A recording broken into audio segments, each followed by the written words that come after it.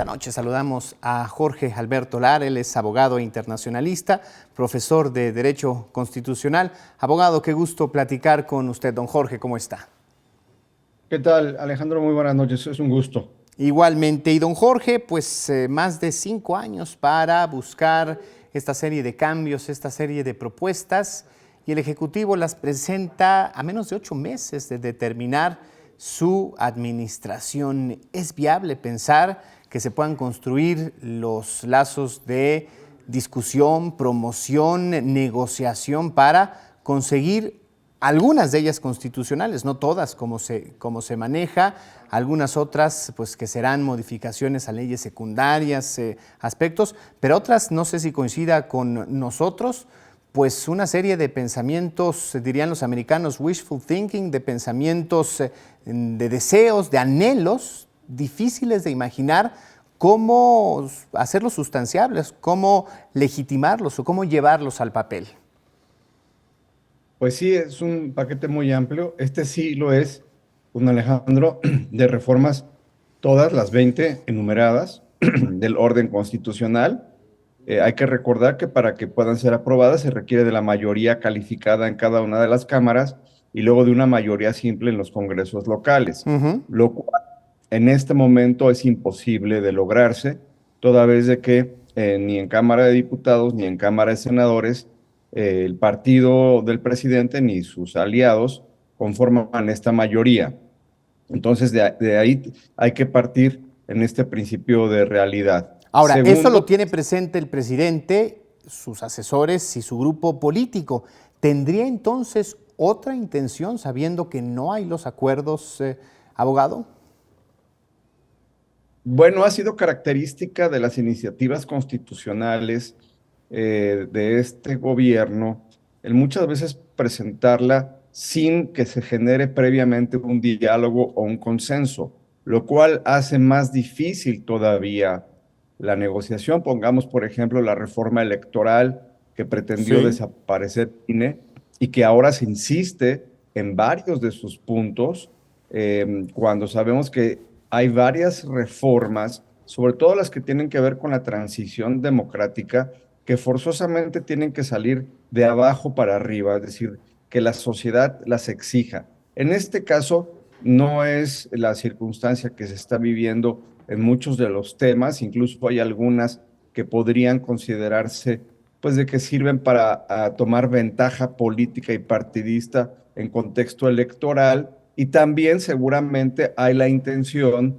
de jugar o de realizar algún tipo de estrategia de posicionamiento electoral. Eso es lo que hace de alguna manera interesante y peculiar este proceso de presentar estas iniciativas en este momento, que como ya vimos son de toda índole, de índole política, de Sí. índole económica, de índole laboral. Muchas, hay que decirlo también, ya están reguladas, muchos temas ya están en ley, ya están en piezas de política pública, ya son instituciones, pero el presidente pues considera que debe plantearlo en la Constitución, lo cual también seguramente dejará mucho que decir por los constitucionalistas que saben perfectamente bien que muchas veces a la Constitución pues solamente pueden llegar temas de alta envergadura, de pactos políticos fundamentales, pero sobre todo que expresan una verdadera pluralidad y no una forma específica de ver al país. Ahora, dependerá del legislativo ahora darle causa a estas discusiones. ¿Qué tanto le puede dar tiempo en también los meses de trabajo que tiene la presente legislatura, que vendrá también a cambiar, que muchos de los miembros están en procesos de electorales en busca de una reelección? ¿Qué tanto le pueden dar atención y buscar atención? Porque tampoco es un proceso que venga con un ordenamiento de ser atendido en determinado tiempo o algo por el estilo. No, y si tomamos en cuenta que son 20 iniciativas y todas ellas tienen una densidad importante en número de artículos y de complejidad técnica, en donde forzosamente sería conveniente la expresión de los especialistas, cosa que también no ha sido la práctica en estos años, Ujú. pues eso es más complicado. Se estima necesario, como ya lo hemos escuchado, que se celebren temas de parlamento abierto, es decir, convocar a los expertos, convocar a ciudadanos para que viertan su opinión y efectivamente estamos en un proceso electoral, muchos legisladores van a estar inmersos en campañas, todo lo cual hace complicados y además a todo ello sumamos el lema del presidente frente al legislativo de no cambiar una sola coma. Estas estrecheces en la posibilidad del diálogo muchas veces inhiben que se generen los consensos políticos necesarios para sacar adelante reformas constitucionales. Ahora, esta presentación de reformas se da en el aniversario de la Constitución de 1917. Abogado, el presidente lanzó al final de su mensaje una viva por esta Constitución. Dos preguntas. ¿Qué tanto de la Constitución de 1917 queda con esta serie de modificaciones y cambios que han venido a lo largo de más de un siglo?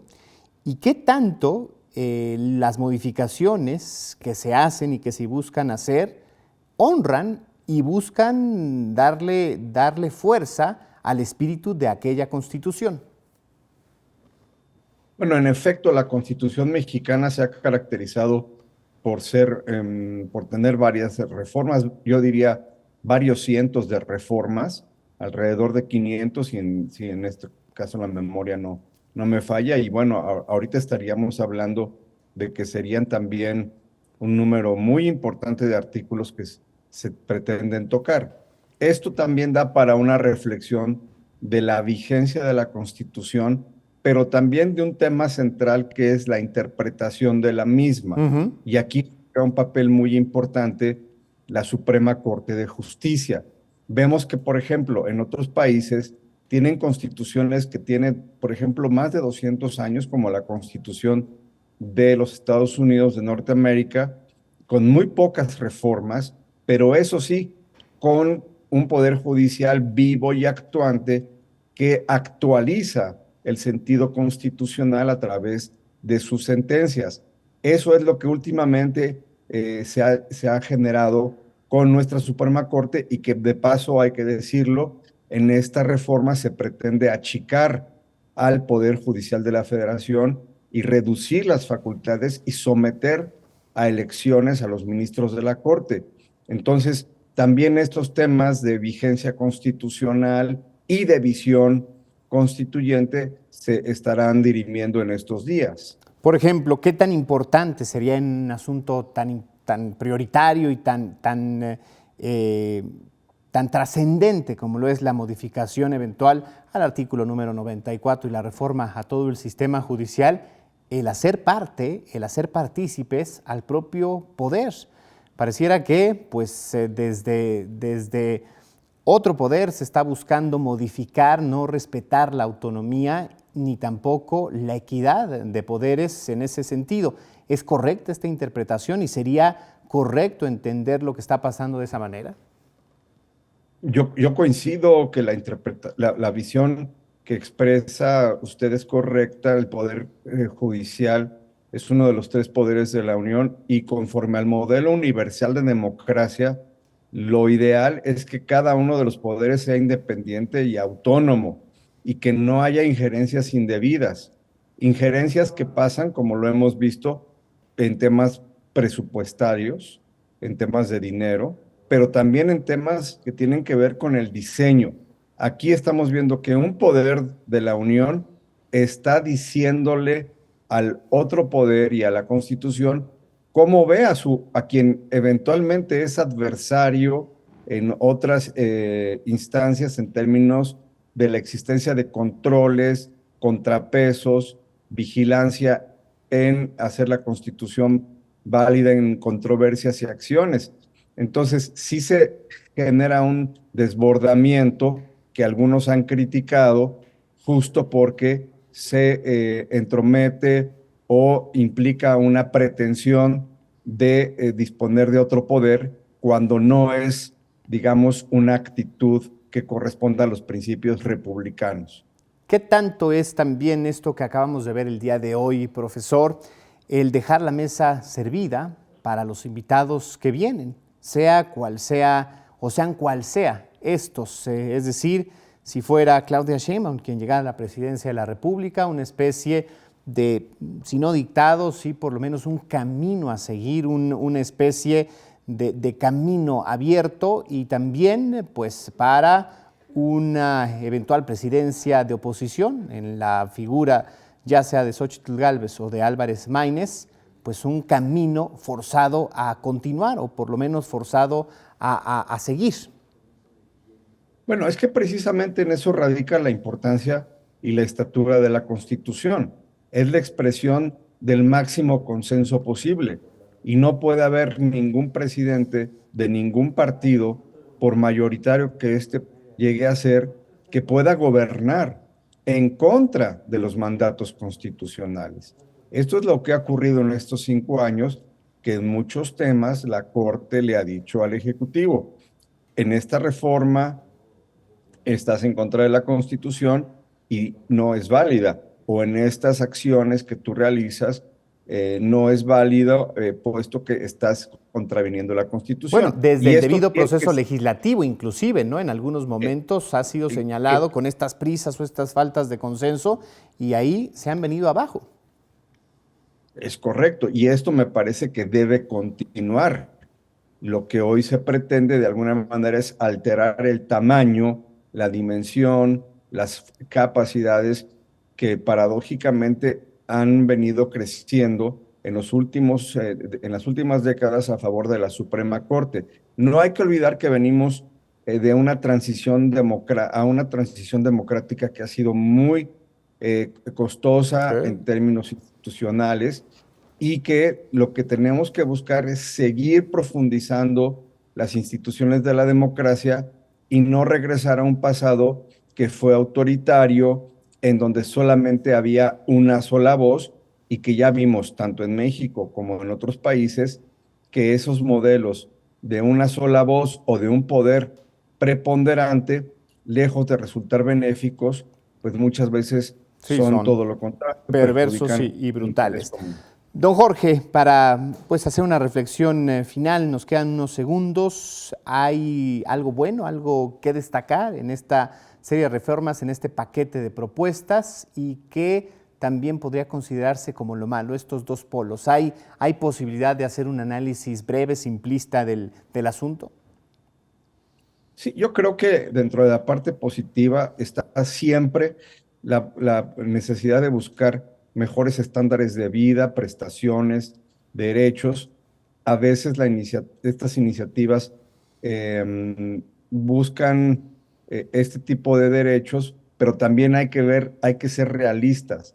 Hay que ver de dónde va a salir los recursos para pago de pensiones, para pago de programas, etcétera. Si no, Claro. vamos a una crisis. Sí, sí. Y por otro lado, lo que hemos señalado, ¿no? Muchas veces el tratar de imponer una sola visión, castigar, inhibir, tomar ventaja y pretender la conformación de un poder hegemónico que en México pues ya no tiene cabida. Pues qué interesante poder platicar con usted el día de hoy, hacer este análisis tan claro y tan importante en un asunto coyuntural que seguramente tomará a la opinión pública en los próximos meses, y pues esperamos justo en ellos poder tener nuevamente la oportunidad de platicar para analizar lo que venga.